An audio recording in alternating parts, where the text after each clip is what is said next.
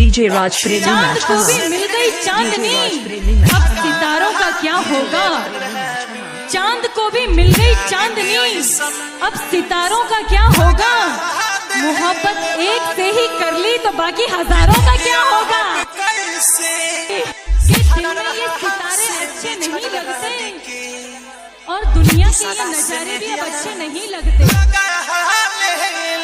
अरे ये जो हसीनों के बाल होते हैं, ये लड़कों को फंसाने के जाल होते हैं। न जाने कितनों का खून पिया है इन्होंने, तभी तो इनके होंठ लाल होते हैं। हसीन तुम हो तो बुरे हम भी नहीं, हसीन तुम हो तो बुरे हम भी नहीं। महलों में तुम हो तो सड़कों पे हम भी नहीं। प्यार करके कहता है शादीशुदा हूँ, प्यार करके कहता है शादीशुदा हूँ। कान खोल के सुन लो कुंवारे हम भी नहीं।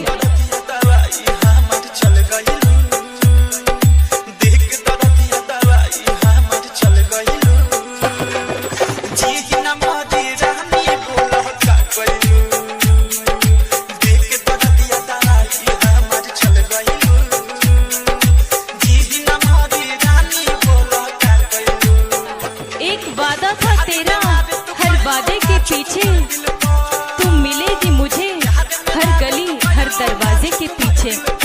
पर क्यों तू इतनी बेवफा निकली, पर क्यों तू इतनी बेवफा निकली। एक तू ही नहीं थी मेरे जनाजे के पीछे।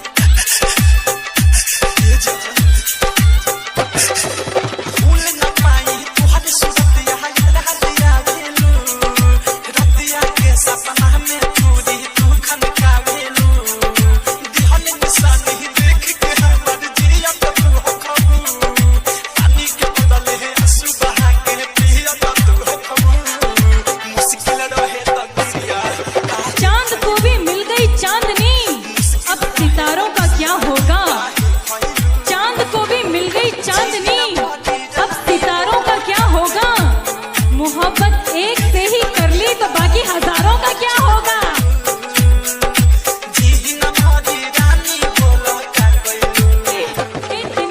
डीजे राज प्रेमी मैच।